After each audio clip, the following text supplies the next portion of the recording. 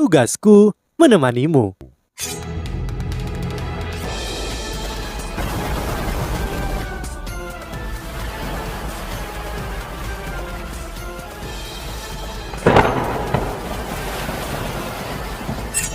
Hai sahabat Pasuk, kembali lagi bersama alur cerita versi novel Solen 2 Sekte Tang yang tak tertandingi.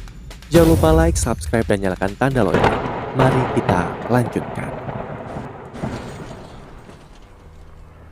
Pada titik ini, berbagai tim perwakilan dari berbagai akademi, penduduk bahkan kaisar yang awalnya berencana untuk meninggalkan tembok kota merasakan keingintahuan di dalam hati mereka. Guru Wangyan melanjutkan, sebelum kita datang ke kota Starlo, tim resmi dan tim persiapan kami ditugaskan untuk melakukan sesuatu.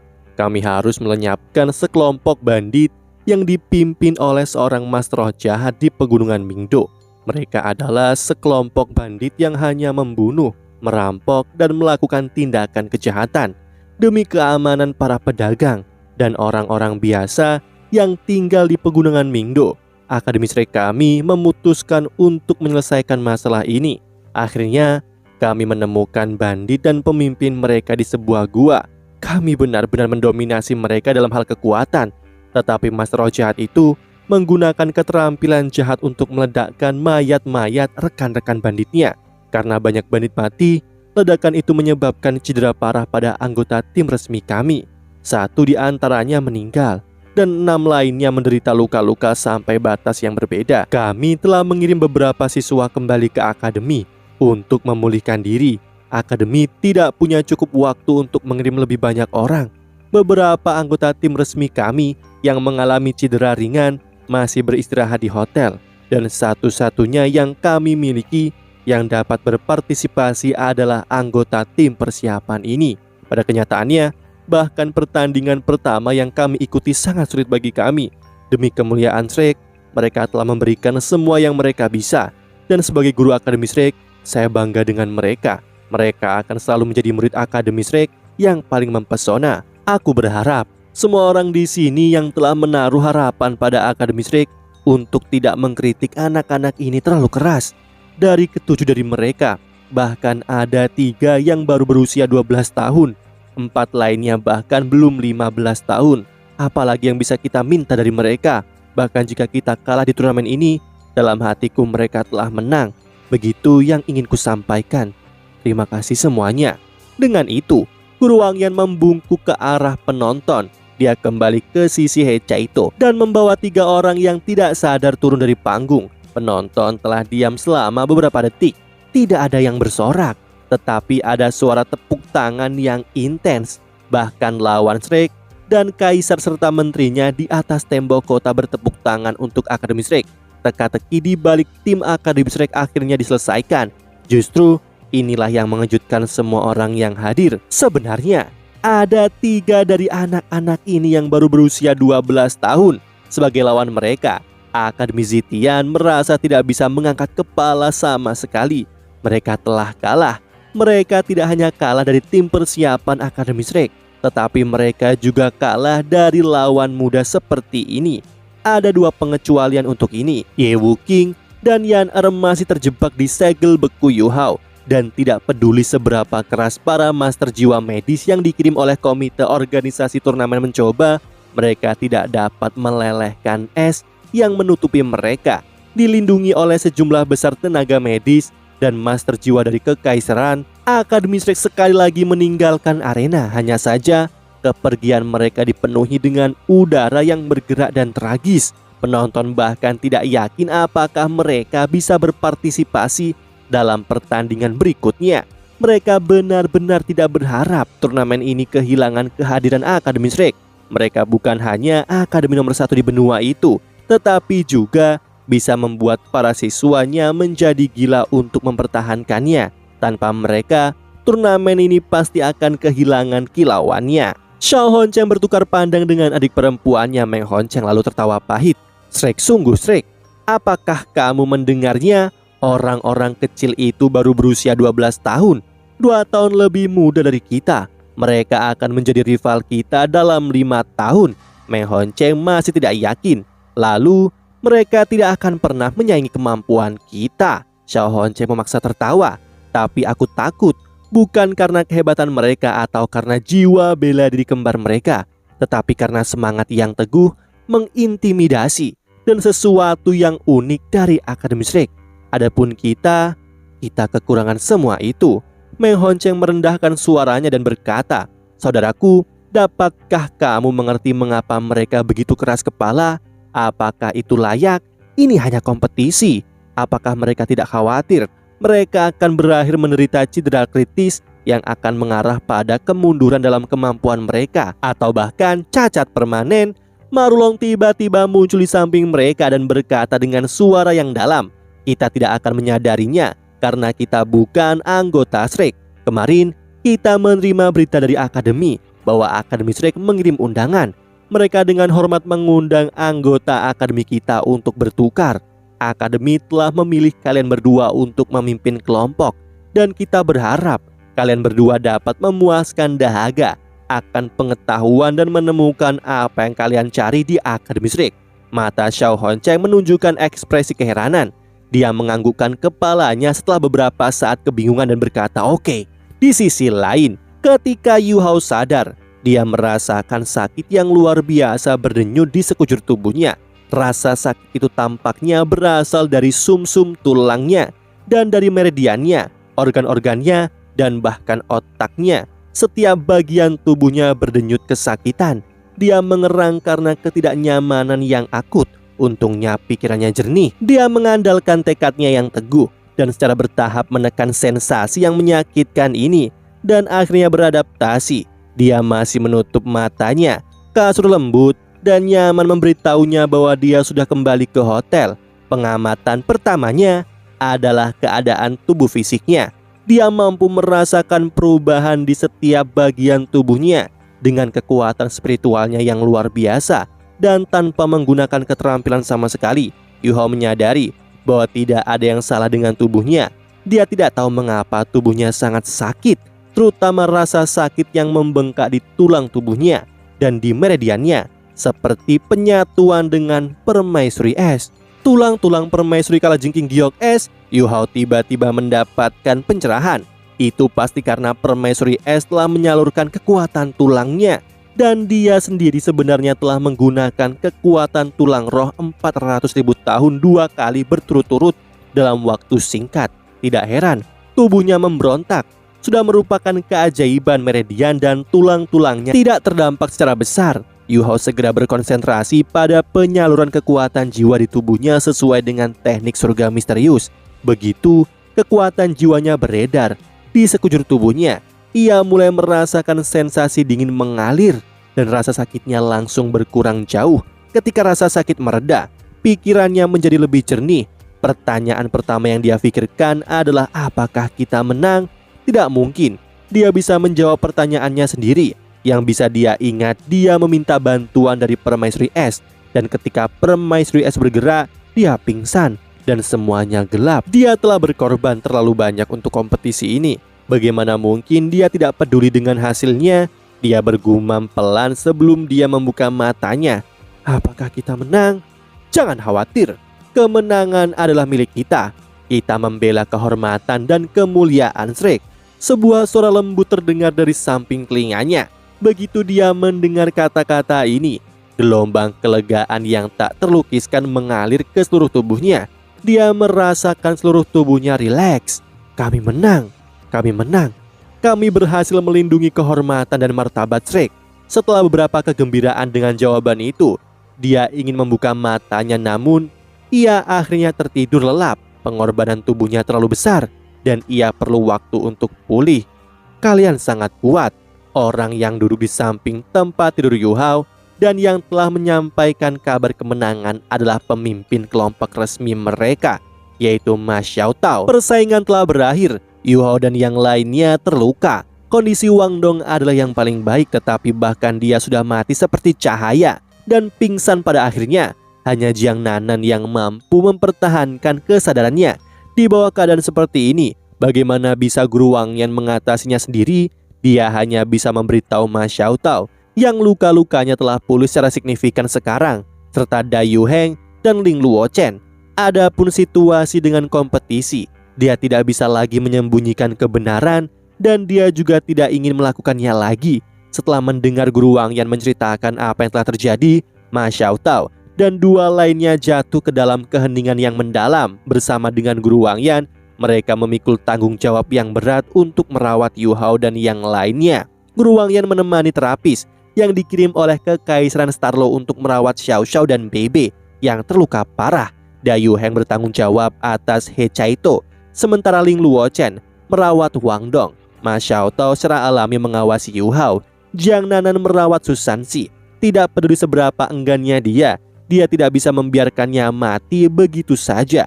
Tidak ada orang lain yang tersisa, dan mengingat vitalitasnya yang sangat rusak dan kinerja yang luar biasa, dia memutuskan untuk merawat Susansi. Ini adalah malam setelah kompetisi dan Yu Hao terbangun sejenak dalam keadaan linglung. Wang Dong karena suatu alasan dia masih tertidur lelap.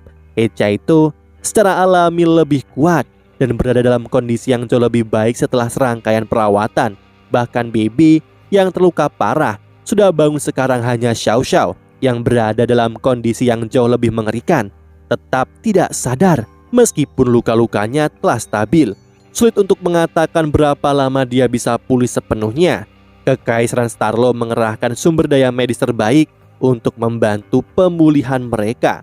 Ma Xiaotao menarik selimut di atas Yu Hao dan membelai rambutnya. Dia berbisik, "Yu Hao, tahukah kamu aku marah? Dan aku marah pada diriku sendiri.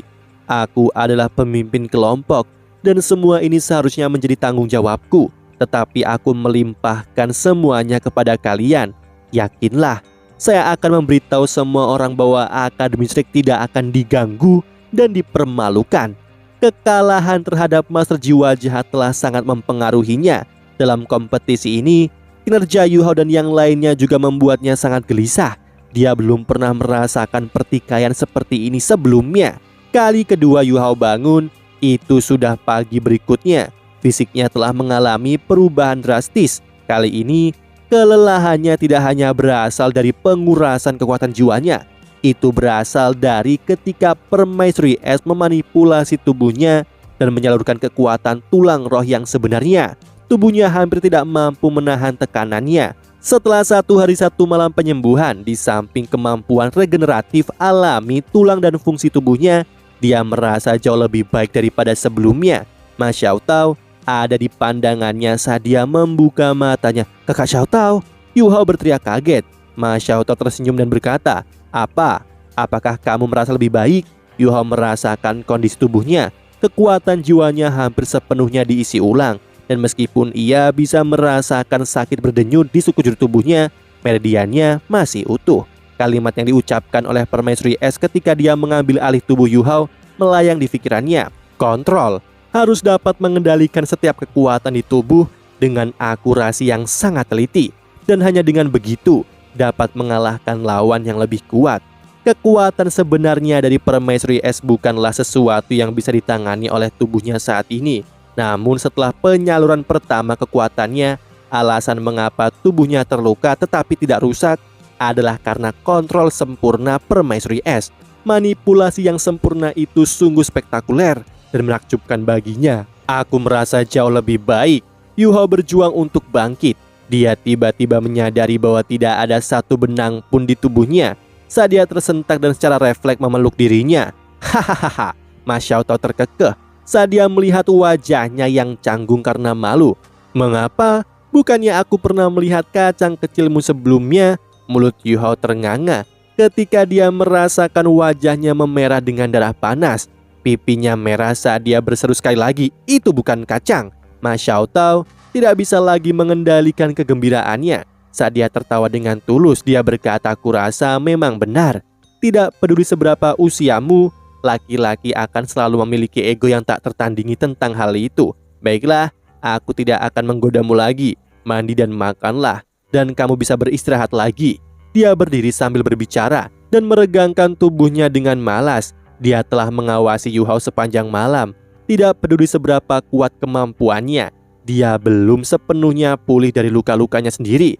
Dan tidak bisa dihindari bahwa dia merasa sedikit lelah. Pada saat ini, pintu terbuka dan seseorang masuk. Dari sudut pandang orang itu, Dia baru saja menyaksikan Ma Xiaotao meregangkan punggungnya dan Yu Hao yang setengah telanjang, yang pipinya memerah karena malu. Kalian? Wang Dong tersentak saat dia berdiri di ambang pintu, terpana melihat pemandangan di depan matanya. Ma Xiaotao muncul di depan Wang Dong. Dia menepuk kepalanya dengan ringan. Jangan pikirkan semua omong kosong ini di usia yang begitu muda. Saya pikir dia baik-baik saja, dan kamu sepertinya sudah pulih juga. Kalian bisa makan sekarang, katanya sambil mendorong pintu terbuka dan melangkah keluar. Ketukan ringan di kepalanya membuat Wang Dong tersadar, dan dia langsung mengubah pikirannya. Dia menggaruk kepalanya dan menertawakan dirinya sendiri. Ya, kita baru berusia 12 tahun. Bagaimana kabarmu, Yu Hao? Kamu terlihat seperti baru saja. Bentak Wang Dong. Yu Hao langsung kembali ke bawah selimutnya. Xiaotao benar, kepalamu penuh omong kosong. Dia bilang kita menang, jadi tolong katakan padaku bagaimana kita menang.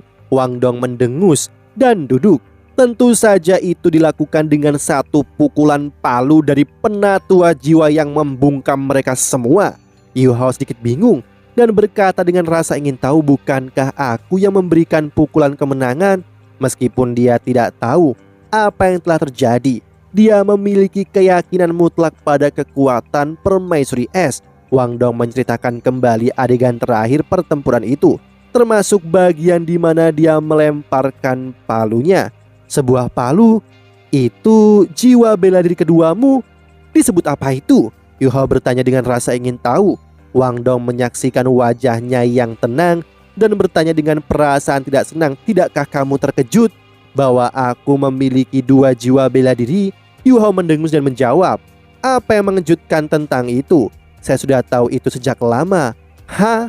Wang Dong melotot dan membuka matanya lebar-lebar. Tidak mungkin, saya tidak pernah mengungkapkan jiwa bela diri keduaku sebelumnya. Yu Hao tertawa nakal dan berkata, tapi jiwa bela diri kita telah menyatu sebelumnya. Apakah kamu tidak tahu persyaratan untuk keterampilan fusi jiwa bela diri? Guru Wang Yan mengatakan itu sebelumnya. Kedua jiwa bela diri harus cocok. Bagaimana mungkin aku punya 2 jiwa bela diri dan kamu hanya punya 1? Saya tidak akan pernah percaya itu. Jadi meskipun aku tidak tahu apa itu, aku selalu tahu kamu memiliki jiwa bela diri kedua. Lalu mengapa kamu tidak pernah bertanya? Wang Dong bergumam sambil menundukkan kepalanya. Yu Hao mengangkat bahu. Mengapa aku melakukannya? Setiap orang memiliki rahasia masing-masing. Meskipun kita adalah teman baik, menyelidiki rahasia orang lain bukanlah hal yang baik. Semua orang membutuhkan ruang pribadi, bukan? Wang Dong mengangkat kepalanya sedikit saat dia melirik Yu Hao dengan ekspresi heran. Itu artinya kamu memiliki rahasia yang tidak aku ketahui. Cepat katakan. Yu Hao tertawa terkekeh dan berkata dengan tegas, langkai mayatku. Ekspresi licik muncul di wajah Wang Dong. Jadi kamu tidak akan mengatakannya kecuali aku mengalahkanmu sampai kamu mati? Dia menerkam Yu Hao saat berbicara. Tolong! Yu Hao berteriak. Wang Dong menarik selimut dan Yu Hao yang bersembunyi di bawahnya langsung terekspos sepenuhnya. Hah? Teriakan melengking keluar dari mulut Wang Dong ketika dia melihat kacang kecil yang dikatakan oleh Ma Xiaotao. Yu Hao menyambar selimut itu dan memelototi Wang Dong. Kamu penjahat. Kamu bahkan ingin mengintip orang dari jenis kelamin yang sama. Wang Dong pulih pada saat yang sama dan membalas, jadi kamu sudah mengintip orang-orang dari lawan jenis? Aku tentu saja belum. Yu Hao membantah. Tetapi gambar-gambar pertemuannya dengan Ma Xiaotao di dalam danau Dewa Laut perlahan-lahan melayang ke kepalanya. Wang Dong melompat turun dari tempat tidur dan berkata, baiklah, mandilah agar kita bisa makan. Aku datang menemuimu begitu aku bangun, jadi aku lapar. Saya belum makan apapun sejak kompetisi kemarin. Saat dia berbicara, dia berbalik dan berjalan ke sofa di samping dan menutup matanya saat dia berbalik dari Yu Hao. Yu Hao bangkit dari tempat tidur juga dan meregangkan tubuhnya. Kamu benar, saatnya untuk makan. Kita harus melanjutkan pelatihan dan penyembuhan begitu kita selesai makan. Cederaku dari kompetisi serius dan meridianku membengkak karena tidak nyaman. Kita masih memiliki putaran pertandingan lain besok, jadi kita harus mencoba yang terbaik untuk pulih hari ini. Kita baru saja menyelesaikan satu rintangan yang menantang." Ketika mereka berbicara satu sama lain, Yu Hao tiba-tiba merasakan peringatan yang mengerikan muncul di dalam kepalanya. Saat dia melirik ke arah jendela tanpa sadar, Yu Hao mendeteksi penyusup. Dalam sekejap, satu orang muncul di hadapan Yu Hao. Orang yang datang adalah seorang penatua. Ia tampak berusia 60 tahun. Tatapannya dipenuhi dengan semangat saat mendarat di depan Yu Hao. Tekanan yang tak terlihat menekan Yu Hao dan langsung menahannya. Wang Dong yang matanya awalnya tertutup segera bangkit setelah mendengar suara Yu Hao dan berdiri di sampingnya. Tidak ada keraguan bahwa lelaki tua yang masuk melalui jendela tidak memiliki niat baik. Pria tua itu tidak menanggapi. Saat dia mengangkat tangan kanannya, Yu Hao dan Wang Dong merasa mata mereka menjadi gelap. Pada titik ini, mereka merasa seperti terjebak dalam sangkar, bahkan tanpa kesempatan untuk berjuang dan melawan. Saat dia menyaksikan pria tua itu, Yu Hao bingung. Dia belum pernah melihat pria tua ini, dan dia juga tidak tahu untuk apa dia di sini. "Penatua, siapa kamu? Apakah Anda di sini untuk menemuiku?" Yu Hao mengajukan pertanyaan. Dia mengangkat tangannya untuk melindungi Wang Dong yang ada di belakangnya. Baik dia dan Wang Dong tidak melepaskan jiwa bela diri pada saat ini, karena mereka bisa merasakan kesenjangan besar antara mereka dan pria tua di depan mereka. Pria tua itu mendengus. Saat dia menatap tajam ke arah Yu Hao, dia berkata dengan acuh tak acuh, "Katakan padaku, wujud manusia dari 10 besar binatang buas manakah kamu? Meskipun kamu telah menyembunyikan dirimu dengan baik, kamu tidak bisa membodohiku, bahkan jika kamu membodohi orang lain." Yu Hao tidak percaya ketika dia menjawab, "Apa maksudmu? 10 besar binatang buas apa? Penatua, saya tidak tahu apa yang Anda bicarakan." "Kamu tidak tahu apa yang aku bicarakan? Berhenti berpura-pura, percuma saja. Jangan pernah berpikir untuk mencoba melarikan diri. Dengan kemampuanmu saat ini, kamu tidak memiliki peluang melawanku. Aku sudah menyegel tempat ini dengan kekuatan jiwaku. Baik suara maupun tubuhmu tidak akan memiliki sedikit pun peluang untuk melarikan diri." Yu Hao mengerutkan alisnya. "Penatua, aku benar-benar tidak tahu apa yang kamu bicarakan." Lelaki tua itu tertawa terbahak-bahak dan tampaknya sangat bangga pada dirinya sendiri. "Baiklah, karena kamu tidak mengakui apa-apa, aku akan memaksamu. Aku akan membiarkanmu mati." Saat dia berbicara, pria tua itu melangkah maju dan auranya meletus, memaksa Yu Hao dan Wang Dong mundur tanpa terkendali. Mereka bahkan jatuh kembali ke sofa. "Aku Cenggang, judul Dolo pelindung dari kerajaan Starlo. Pada hari itu bagaimana kamu bisa berhasil menang atas lawanmu selama kompetisi antara Akademi Shrek dan Akademi Zitian?" Setelah mendengar kata-katanya, hati Yu Hao tidak bisa tidak berdetak, karena dia mengerti apa yang orang tua ini bicarakan. Dia sekarang mengerti bahwa lelaki tua itu bisa merasakan aura permaisuri es. Lelaki tua ini menahannya untuk wujud manusia dari binatang jiwa 100.000 tahun. Ketika Cenggang memandang Yu Hao yang tertegun, dia berasumsi bahwa Yu Hao merasa bersalah atas apa yang dia katakan.